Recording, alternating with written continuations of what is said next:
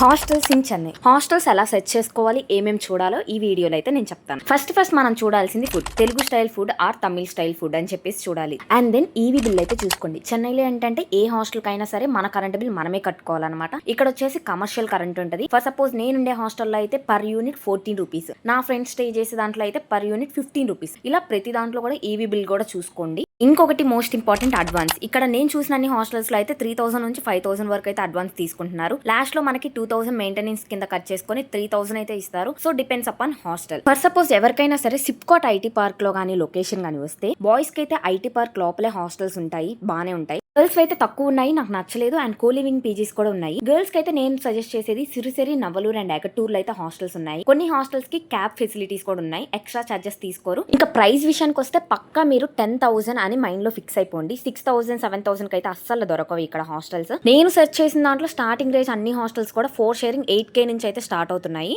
మళ్ళీ current bill కూడా మనమే కట్టుకోవాలి కాబట్టి ఆల్మోస్ట్ లైక్ 10,000 అని ఫిక్స్ అవ్వండి. ఇంకా ఏమైనా డౌట్స్ ఉంటే కామెంట్ చేయండి, నేను వాటన్నిటికి కూడా రిప్లైస్ ఇస్తాను. ఫాలో చేయండి ఇలాంటి ఇన్ఫర్మేషన్ కోసం.